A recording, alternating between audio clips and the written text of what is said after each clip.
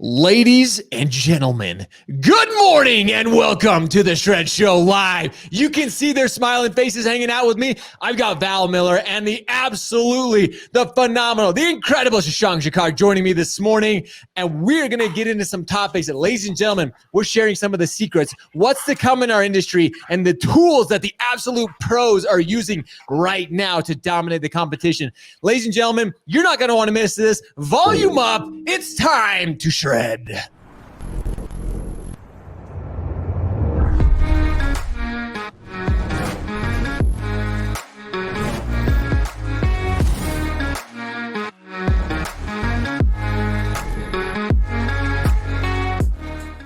Ladies and gentlemen, I am so excited for our two guests this morning. The always talented and incredible Val Miller joining us from Art of Homeownership. You can see her bright smiling face. She just makes us all smile. And then when you see him, you're just like, oh my gosh, is that really? Is that Shashank Shekhar? That really is.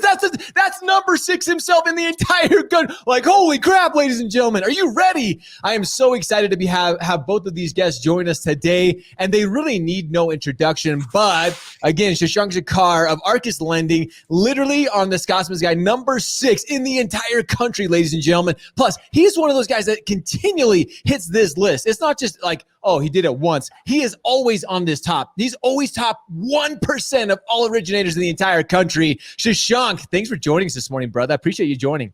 Thank you, Josh. And you're correct. I mean, Val's smile, it's so contagious. Like, to look at her and you smile. So I'm flattered. Thank you. I can't say the same about you, Josh. Dude, hey, I get it. It's cool. I got the long hair going. I'm trying to catch up to Val, though. I'm like, hey, maybe if I can get that hair going, maybe. Try harder, Josh. Try harder. I got to try harder. We'll see. And I actually got to give a shout out to Val. Can you see that microphone, ladies and gentlemen? I'm going to give her a little credit. She has upgraded her entire, look at her. I'm so proud. But let's dive into it. There's a lot to talk about today. But honestly, Shashank, you again, and I don't keep saying this out of like trying to bolster you up or like, I'm going to humble brag for you because you and I have been friends for a long time. I've always watched for what you're doing from an originator standpoint, running a company standpoint, and you always are. You're consistent. You're always among the top 1% of all originators. And people, they just when you speak, they listen. They want to hear what you're doing. So with that being the case, you are extremely efficient. You have the tools, you have the processes put in place to really help you continue to be efficient, to help that, the journey of home ownership continue to be a focus for you in Arcus Lending. So share a little bit about some of the process, some of the things that you do, especially as we have an ever evolving market. What are some of the things that you're doing? What are the tools you have in place to really help Arcus continue to grow? So Josh, I think one thing that you mentioned is the discipline, right? You can get in and out of the Scotsman Guide or whatever that list is, but that shows that you're not consistent with your discipline and whatever it is. I mean, different people succeed at different things. I mean, there are things that I do that makes me successful. And you might not be doing any of that stuff and you could still be successful. But if you are in that list, 7, 8, 8th year in a row, in the top 200 in the country, that means you're doing something which is very consistent and works for you. So that, I think, is the big problems that I see with people who get in and out of the list, is that they get a year like 2020, they pat themselves on the back and they said, we did it, or I did it. Yeah. Right? I got in this business in 2008. Josh, you said, I mean, you and I have been friends for a long time, so you know my story, but some of the people may not. But in the year like 2008, when I was 18 months in the country, had $1,900 of savings. And that's when I got in the business. And everyone I was talking to was, I mean, you were not getting inspired or motivated by them because everyone was like, economy is so shitty, there's nothing we can do about it, right? So everything was about the economy and what was happening in 2008 and 9 with the mortgage meltdown and real estate crisis and everything. Then you get out of a year like 2020 and everybody thinks it was them for some reason, right? We have this mindset that if something goes wrong, it's something outside, something that I don't control. But if something goes right, it must be us. And so we need to get out of that. I mean, you don't get to a year like 2020 and just, I mean, get on your high horse and think that you somehow made this incredible year happen. I mean, I had an incredible year, but most of us did. So that's a lot also because, I mean, if you had 60, 70, 80% refinance, I mean, you shouldn't take all the credit. I mean, I get some point of it. So discipline is really important. And really having the tools to go with it, right? I have this pyramid that I talk about, the the mindset, the strategy, the plans, and then the tactics. You need to start at the mindset level, which is the discipline, right? When you get into a mortgage business, if you get into this business saying, oh, that's an easy money. I just saw my friend making 100K or whatever, and they make like 5,000 every time they close a loan. Oh, I can do this all day long. And that's the wrong mindset that you get into. It's a very, very, very difficult business, irrespective of which market you are in. So that's your mindset. Strategy becomes after that, it's like, okay, if I have the mindset and I know that this is going to be hard and I'm going to work on it, my discipline, and then what kind of a strategy do I implement? I mean, am I going after first-time home buyers? Am I going after realtors? Am I building my database? And that's the database management that I'll work on. Then it's your plan. Okay, so if I'm going after realtors, I'm going to meet with them like once a week. That's your plan. And then your tactics is your tools. What kind of tools are you going to employ to get there? For example, when Val is here, for me, database management has been huge from day one. Like the first 7 clients that I closed in the first 12 months, imagine I was doing half a loan a month when I started. Wow. And so those first 7 clients are probably worth $200,000-$300,000 to me in terms of commission income that I have earned. It's because what they referred and who referred, and then they referred someone from my very first client. Even though I was brand new in the industry, I knew that it's still at the end of the day a referral-based business. And if you want, you can stop marketing yourself in 5 years if you do a really, really good job of it, irrespective of where you are in your career curve. And so art of homeownership, for example, plays a huge role in that, right? For me, that database management is such a big thing that my goal was that how do we get 500 loans just out of database over the next 12 months? It was a very simple, clear cut, as you call, SMART goal, so to say. And I was looking at tools. I was like, what are the kind of tools that can help me? I was already really good at it. So I wasn't even starting at, say, ground zero, so to say. And so I wasn't looking at just some basic tools. I was looking at something that can actually take my database management game, my referral game to a completely different level. And that's where the art of homeownership came in. It's not just about sending emails every 2 weeks or maybe send a closing gift. And we do all of that stuff, by the way, and we were already doing it. But it's taking all of that stuff to a level that at least I personally don't know of any other tool that can help you in terms of staying in touch, providing value, and then hopefully, you will gain referrals from the database. Well, this is such a brilliant point, Shashank, because as you talk about that, you know what you're really, really good at. I mean, you know loans inside and out, you know how to help the consumer, but you know that there are certain things where you lack. And that's where having the tools, I love that you compare tools and tactics go hand in hand. Having a tool like the art of homeownership that helps you again with that database management, that's a critical piece. And that's how you think. That's again, you know where you shine, you know what you're going to continue to do day in and day out. And then you fill in with the pieces, you fill in with the tools that ultimately help you become, again, the top 1%. Yeah. And that's the style of mindset that almost every single top originator that has. And again, hearing that from you directly is it's like, ladies and gentlemen, this is not rocket science. Like, and that's a part that, like you mentioned, Shashank, I love Shashank, and this is no offense to him. He's not always the smartest guy in the room. Shashank probably is, but he just knows what he's really, really good at. He just knows, like, I'm going to do this. This is what me and my team are going to do. And then we'll let everything fill on. And Val, that's the art of homeownership. That's exactly what it's designed for. That's what it's built for. It's to be that piece, that database management that can help even originators like Shashank, where they have a business that continues to grow. He was already successful. Then he's like, hey, you know what? To even grow, to even be more and more successful, I'm going to add in a tool like this.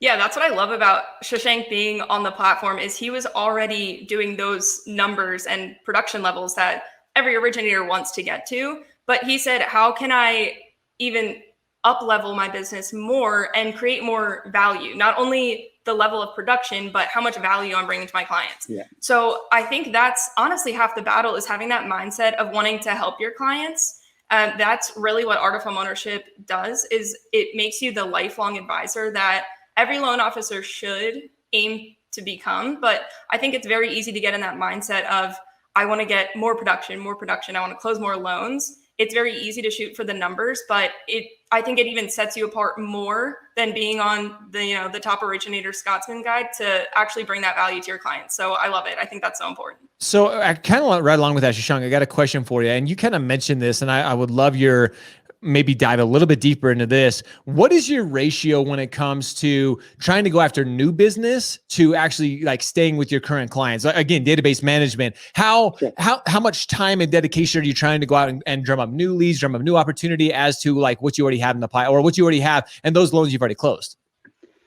Very little. And I'll tell you, Josh, is that when I got in the business, I told you I closed 7 loans in the first 12 months. And I got signals from everywhere, like you need to do this and you need to do that, and you're watching this and you're watching that, right? And then I had to simplify it. As you said, I mean, it's a complicated business. There are so many things that goes around, right? But if you break it down to a very simple, basic level, as a loan originator, even as a CEO of the mortgage company, like the way I am, you are only trying to solve 3 problems in the industry for yourself as an originator. You're trying to solve, how do I get leads? How do I get those leads to close with me? And then how do I get those closed loans to keep referring me business? That's it. Those are the only 3 problems you're trying to solve. And then you get into the details of what tools can you use at all 3 stages, right? What happens with database management is that it solves both the first and the third problem at the same time.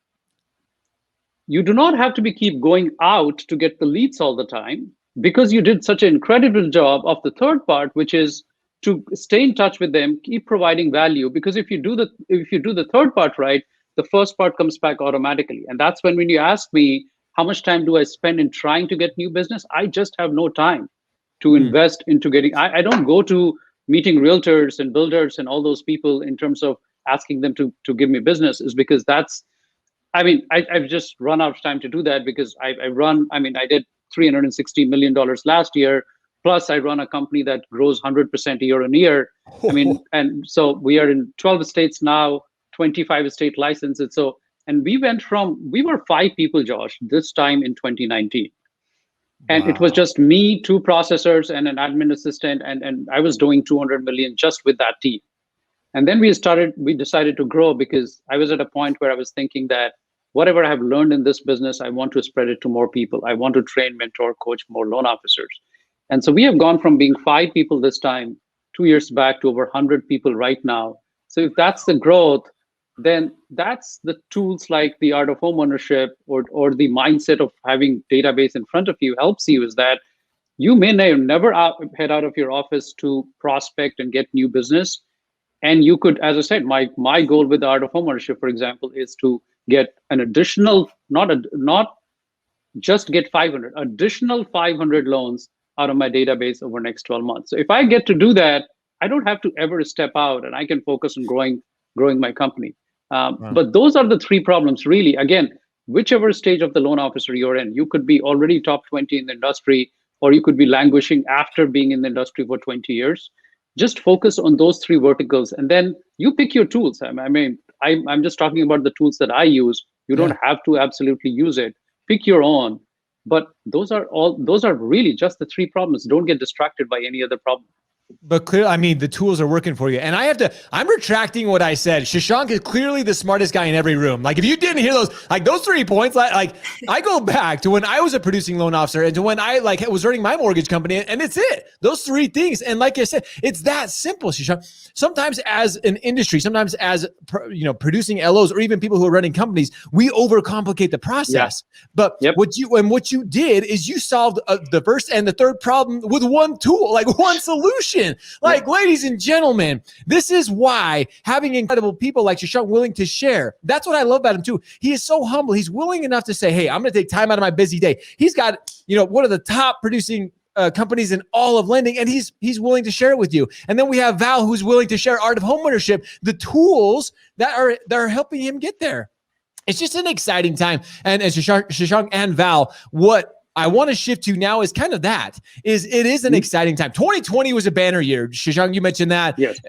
Basically, a lot of people had a great year, but most of us could just fall into business. Rates were low, but the industry is changing. It's evolving. There's definitely some things coming on the horizon we all need to be aware of, but there's also some tools and some other, again, some processes and efficiencies that are coming out, which leads me kind of right into, hey, Shashank, let's talk about Rachel. Ladies and gentlemen, if you haven't heard about Rachel, but let's talk about the future of our industry and some of the things that you're seeing. So Shashank, let's kind of start there.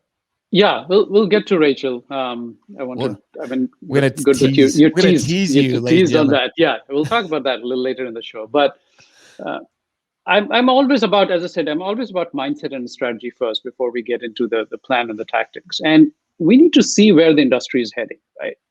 One of the biggest consumer shift in all the industries, literally, has been what I call moving from information asymmetry to more information parity. Now, for thousands of years of human evolution, the seller always knew more about what they were selling, or a salesperson knew more about what they were selling, and that has happened through the entire history. Is because there was no information that the buyer had to know or verify what the seller is saying is correct, right?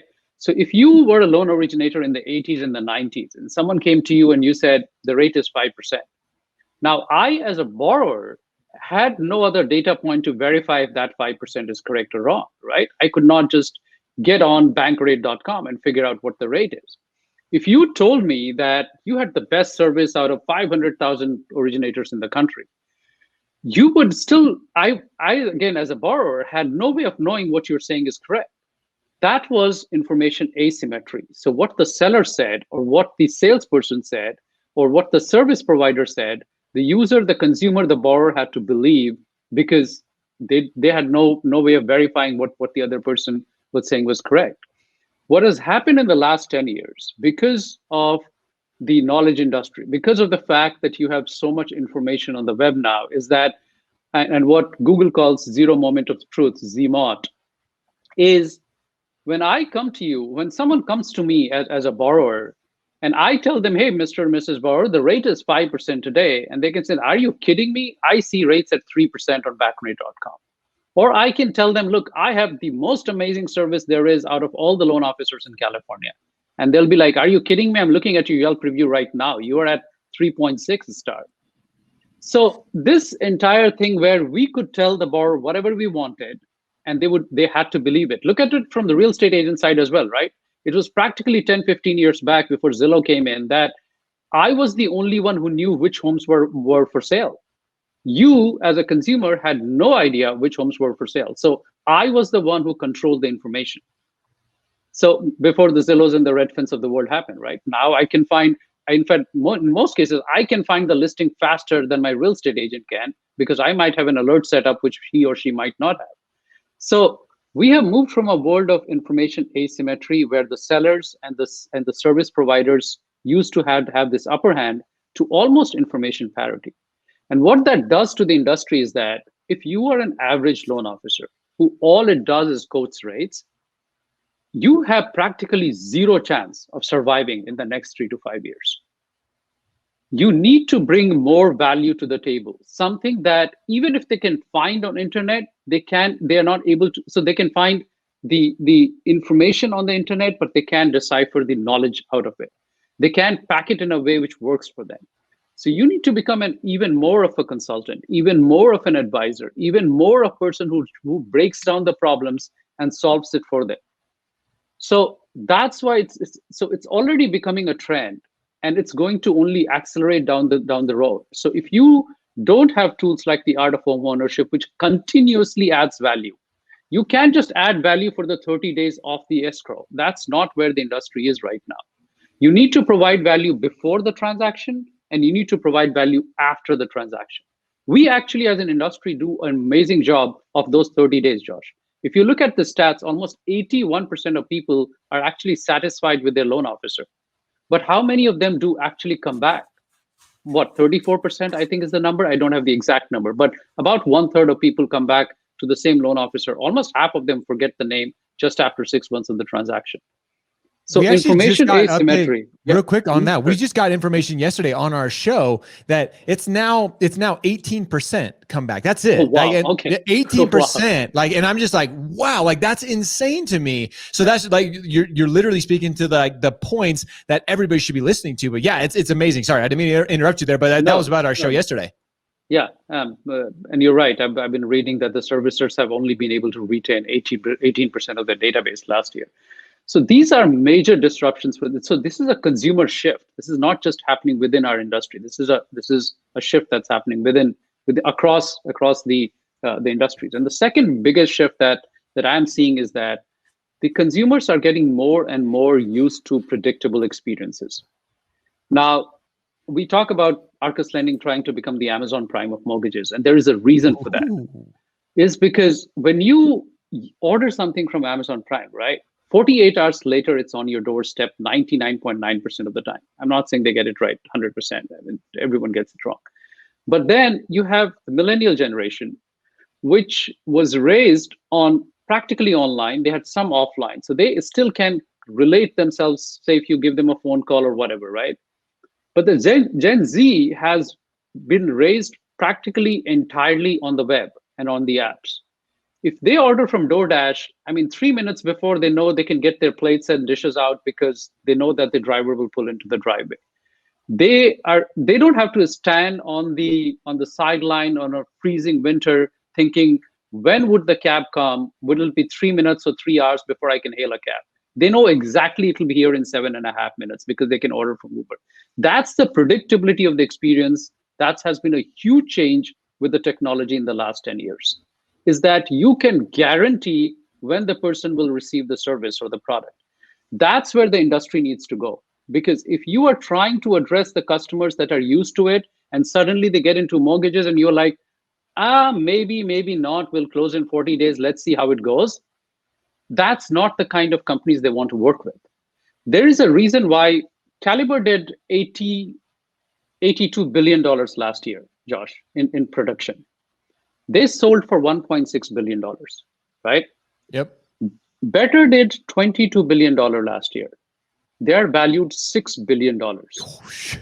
So a company that did 1/4 of the production is valued 4 times higher than Caliber. I have nothing against Caliber. It's an amazing company. But understand how market is looking at who will rule the future of the mortgage industry.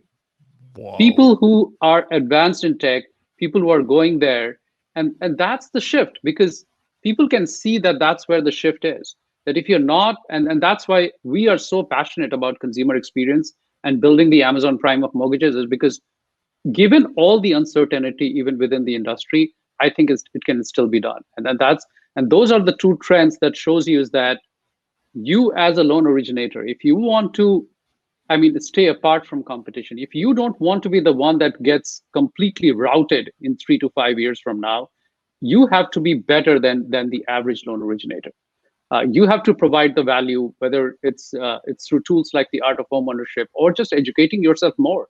And in terms of the kind of education that you can provide, that's something, as you know, I started blogging in 2009 when less than 10 people in the industry were doing. But that's from my continuous, relentless focus on providing education to customers. Man, there was so much you dropped in there, right there. Like, my head is like spinning. Like, it literally is like, oh my gosh. Like, again, I truly believe, ladies and gentlemen, mark my words right here on the show today, that if anybody can do it, Shashank is going to achieve the Amazon Prime of this industry. Like, just because it's his mindset, he continues to push. 2019, he had 5 employees. Now he's over 100 employees 2 years later. That is his focus. That is his drive. But like we mentioned, it's having the tools. It's having the processes in place. And again, Val, that is it. It's Art of Homeownership. All that Shashank is talking about, it's having the tool in place so you can continue to be efficient. And having that database management that Art of Homeownership provides, that is something that is just, again, it's almost untouchable. Yeah. Yeah. And I think especially talking about how the market is shifting, something that's so common that we always say is how everyone is differentiating themselves is saying that they have the best service, the fastest speed, the lowest rates. So really that's not differentiating if that's what everyone is saying. Yeah. So I think it's important that originators genuinely look at how am I different than the competition? And that's what we really want to stress and accomplish with the Art of Homeownership is setting you apart from the competition. Because it's not necessarily about comparing yourself to others, but you want to make sure that you're setting yourself apart and that you're different so that you can go to someone and say, I have this tangible thing that I'm going to offer you, and I can guarantee that it's going to add value and save you money in the long run. That's going to set you apart big time. So it's something that consumers really they're not going to say no to. They're not going to say, no, I don't want you to help me long-term and make sure that I save money. So it's a no-brainer. And especially as, rates climb and there's not a surplus of business in the industry, that's going to be even more important moving forward. Well, and Shashank, you mentioned it. 3 to 5 years, if originators aren't thinking about these things now and putting them in place, we love all of you. We want to see everybody succeed, but evolution is happening. And if you don't keep up with these things, if you don't start putting these practices into place now, you will be phased out. Like let's just be freaking honest here. Like, let's just call it as it is. Your example of better.com, like the technology is driving our industry, and you have to be an adopter of it and actually be able to put it efficiently into place so you can utilize it, which I know we're starting to run out of time. We've got a lot. Val has got, like, I can already tell she's got a big event coming up here in about 30 minutes, which we're going to announce here in just a sec. But before we get to that, Shashank, I want to, for a few minutes, I want to talk about this because you have created something that has never been done before. So I want to take a couple minutes and just talk, because again, this is that mindset. This is who you are and driving and furthering our industry. Let's talk a little bit about Rachel. Sure. So conversational AI, Val and Josh, have been playing a huge role, and again, shifting the consumer preference in terms of how they interact with technology. And Siri came up with first. Alexa came up later. Actually, I forget which one came first, but they kind of came together. Google Assistant came a little later. Those are all conversational AIs. Not people, but the tech, I get confused between people tech already. It's only 2021. Imagine what will happen in 2040. Oh, geez. So we are now talking to Siri and Alexa more in terms of, hey, Siri, tell me who was the 16th president of the United States. And she will say, hey, here's what I found on web. My 5-year-old, Josh and Val, talks only to Alexa about her Amazon Prime orders. First of all, she would refuse to order from any other store. 2, she will always be checking Alexa, where is my stuff, and when it's coming, and all of that. So that's again, and I'm not just talking 6-year-olds. You and I and all of us talk to Siri all the time about trying to call this person. And we have taken that approach and actually made a major upgrade into creating what is called a digital human. It is a part of conversational AI platform, but instead of just being in the audio format, which Siri and Alexa is, it's actually in a visual format. So it's actually a human. It's of course a digital human. We call it Rachel, and she is capable of doing all that Siri and Alexa does. But Rachel has been designed for the mortgage industry. So a lot of frequently asked questions, we have already trained her on the top 100 most frequently asked questions for mortgages. So you can ask her questions about, how do I get pre-approved? What documents do you need? Is 30-year fixed better or 5-year ARM better? All those conversational questions or the initial questions that people have, Rachel will be able to answer that for you. We have also made an API integration from Rachel to our loan origination system, where you can, instead of calling your processor or loan officer, you can actually talk to Rachel and say, hey, where is my loan? What's my status? What's my interest rate? And Rachel will be able to, through the API integration with our loan origination system, she'll be able to tell you. It's still a work in progress because, it's a very new, it's the first in the industry. So it is as brand new a technology as it is. But we are trying to make upgrades where at some point of time in the future, in the next 6 to 9 months, she will be able to, or it will be able to, I don't know if I can use she for her, but it will be able to answer pretty much all customer service questions, the initial questions that the borrowers and users of the websites have. So from that perspective, again, we are always looking at where the trends are in terms of, in this case, we are looking at how people are talking, how the conversation is going, where it's heading. And I think Rachel will play a huge role in terms of changing the dynamics of taking a lot of load from loan officers and processors where they can focus on more important stuff and let Rachel handle some of these initial questions. Wow. I'm just going to say it. Rachel is sounding sexy, whether it's a she, he, it, what, man, that is like, that's just, but this is the conversations. This is where our industry is going. And that's why it's exciting to talk about. And I know, Shashank, we're just starting to touch the tip of the spear. I can't wait to hear more about it. But Val, that's just it too, is there are tools like our art of homeownership, Rachel, like Shashank is talking about, that are helping the modern day originator. And that's what this entire conversation, kind of bringing it all full circle, is not only the modern day, but who originators are becoming, what they need to be doing to continue to be at the top of their game. Like you mentioned, Val, leveling up their game. You need to have these processes and tools in place. And again, that's what the art of homeownership provides. Everybody listening right now, you can get these things in place, which kind of leads us into where I want to end this is, Val, you guys are actually, the Art of Homeownership is hosting a show right after this here in about 30 minutes, ladies and gentlemen, with Barry Habib and Dan Rawich are going to be doing a live talking about how to thrive in an ever-changing market. I'm going to go ahead and let you talk about that for just a second because it's going to be right here on your Facebook page. Yes, we are so excited for this. It's actually the first time that Dan and Barry have been on an event together. So it's going to be super cool. Ryan Grant is going to be hosting and kind of leading the conversation and just giving some insight into what's going to happen in the market, where to look for information to be able to communicate to your clients effectively and let them know what's going on in the market, and then make sure that your business is ready for whatever happens in the industry, because we know how volatile this market can be. So we're super excited. That is going to be at 9 a.m. Pacific time. So like you said, 30 minutes. Make sure to head on over to that. It's going to be awesome. Wow. And last but certainly not least, if this isn't enough, not only have you got so much brilliant information from Shashank, not only can you go see Barry and Dan here in like 30 minutes, but also you guys are giving away basically an opportunity. You're giving away a list or a Val, tell them what they gave, shredaoh.com. If they go to shredaoh and they register with their email, you guys are actually giving them a gift.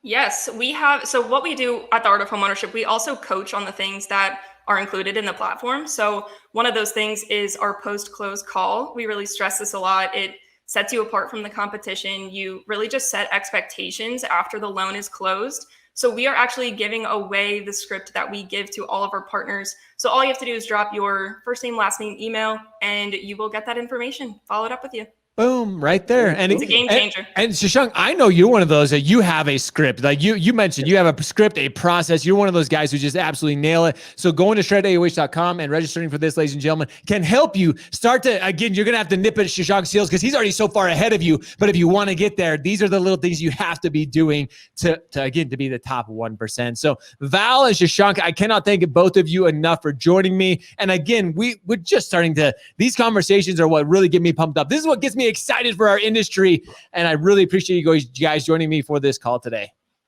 Thank you.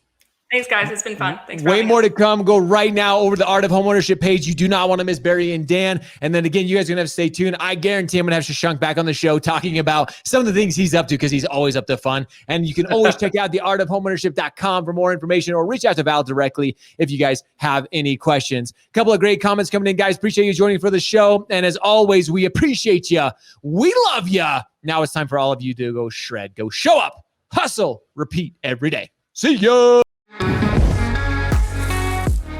Hey, what's up, everybody? Thank you again so much for joining us for today's show. If you like the content, make sure you hit that like button below. And if you already haven't subscribed to our channel, click right over here and you can subscribe to our YouTube channel. And if you want to see our latest video, click over here. And again, if you want to see the best of daily content within the mortgage and real estate industries, you have to subscribe now. We look forward to having you shred with us every single day.